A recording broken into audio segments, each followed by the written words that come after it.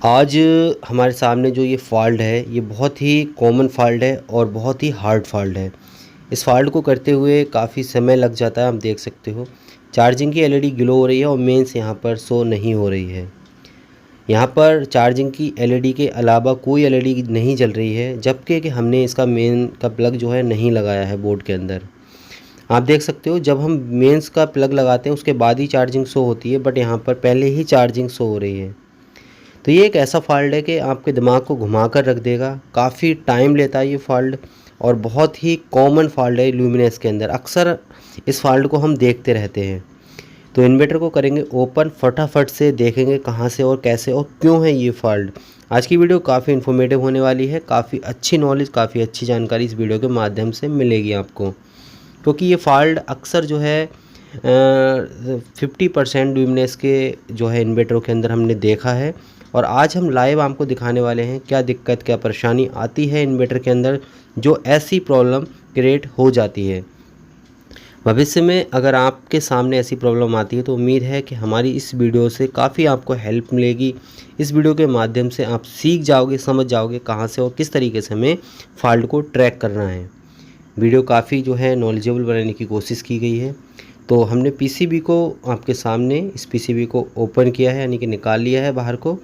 हमने सारे कनेक्टर, सारी वायर नहीं हटाई हैं इस पीसीबी से, जो हमारी काम की थी। जितने में हमारी पीसीबी बाहर आ जाती उतने ही हमने तार, उतनी ही वायर हमने हटाई हैं। ठीक है, यहाँ पर आपको इस चीज़ का ध्यान देना है, किस तरीके से हमें काम करना है, इस चीज़ की नॉलेज हमें पहले से होना चाहिए, क्योंकि काम करते समय सावधानियां बरतना बहुत ज़रूरी होती है। ये इलेक्ट्रॉनिक का काम है, काफ़ी बारीक काम होता है, टिपिकल काम होता है। अगर आपकी एक मिस्टेक, छोटी सी मिस्टेक है, आपके बोर्ड को ख़राब कर सकती है।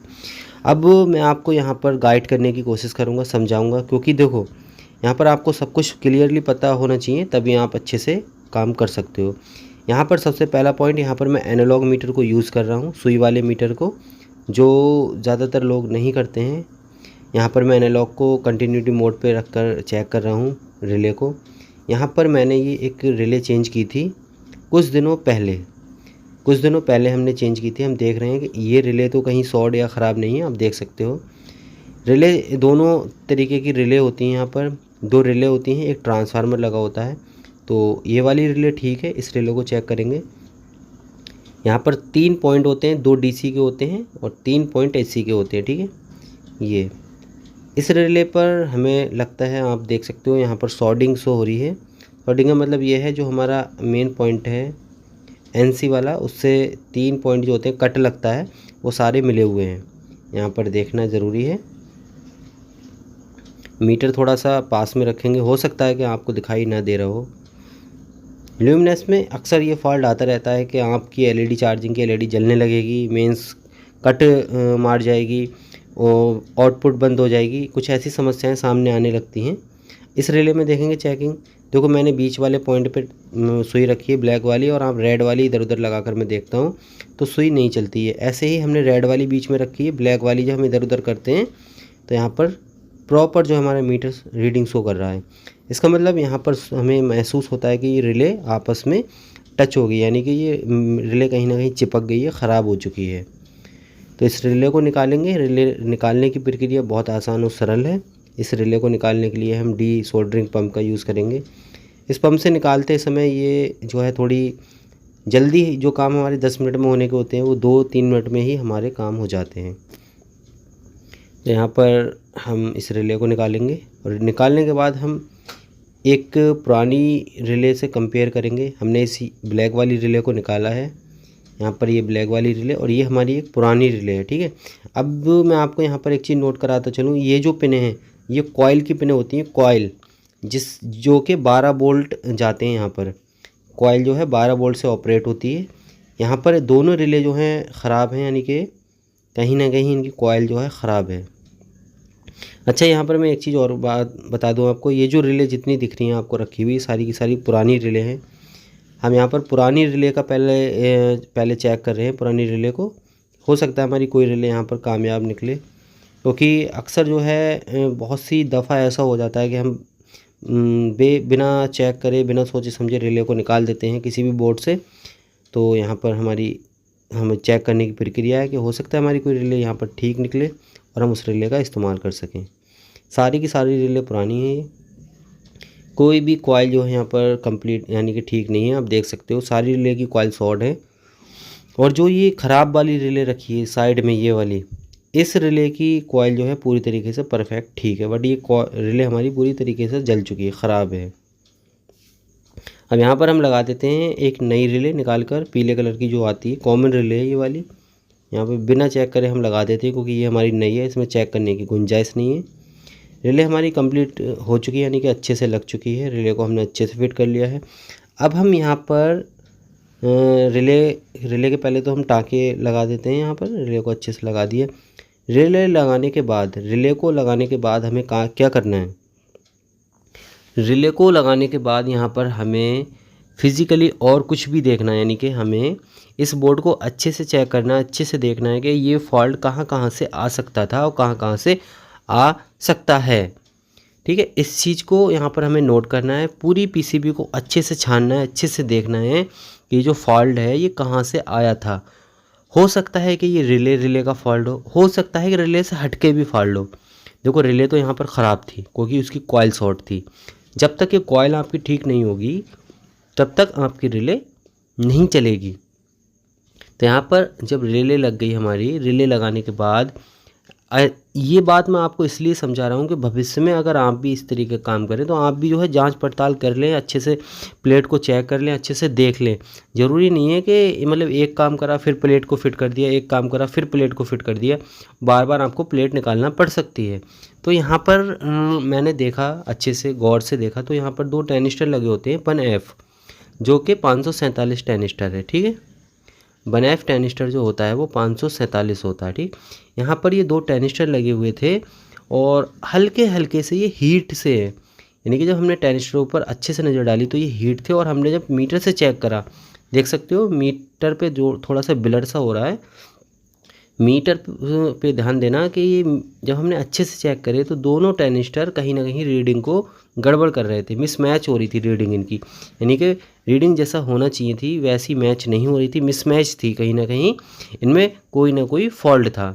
तो हमने क्या करा, हमने पतली बिट का आयरन लिया, अपना दूसरा आयरन, पतली बिट के आयरन से हमने ये दोनों 1F टेनिस्टर यहाँ से रिमूव किए।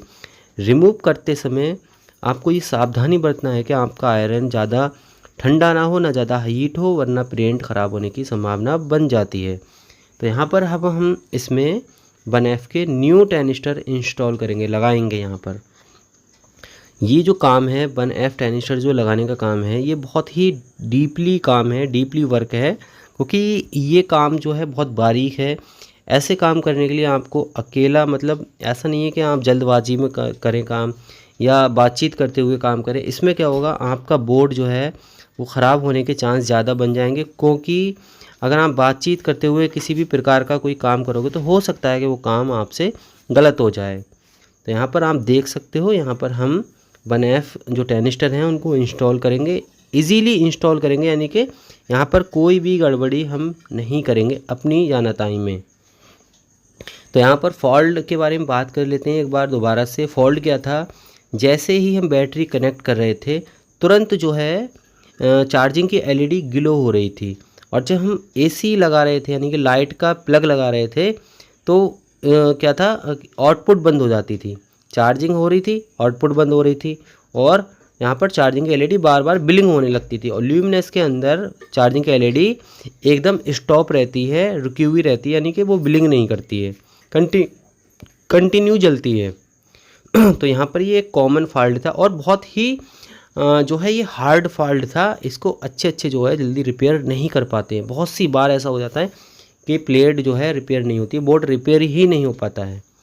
बट हम जो कोशिश कर रहे हैं, देखते हैं कि हमारा काम कितना अच्छा होता है और कितना हमारा काम ख़राब होता है, यानी कि यहाँ पर जो हमने काम किया है ये काम हमारा सक्सेस होता है या नहीं, ये देखना बाकी है।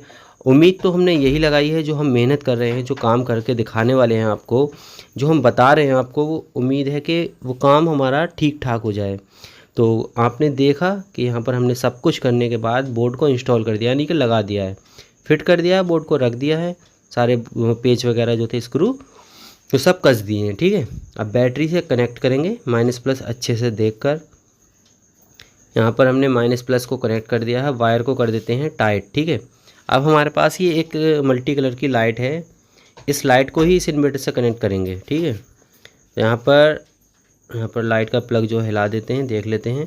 आप देख सकते हो ये हमारी लाइट है और ये हमारे इस इन्वर्टर से ही अभी वर्क हो रही है, यानी कि चल रही है। ठीक है, अपने इन्वर्टर से ही चल रही है, जो हमने अभी रिपेयर करा। अब हम प्लग लगा देते हैं, क्योंकि इसके अंदर ये फॉल्ट था, जैसे ही हम इसको एसी देते थे ये आउटपुट को बंद कर देता था।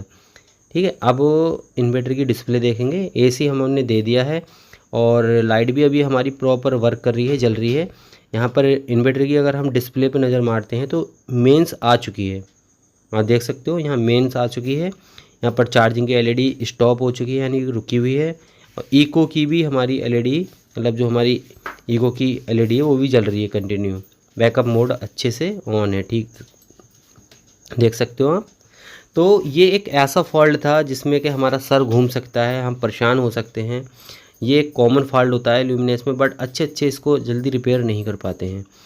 फ़िलहाल हमने इसको रिपेयर करके आपको दिखा दिया है। ये एक गाइड करना है आपको, हमारी गाइड करने की जो प्रक्रिया कैसी लगी कमेंट करके बताना। मिलते हैं एक और नेक्स्ट वीडियो में अच्छे कंटेंट के साथ।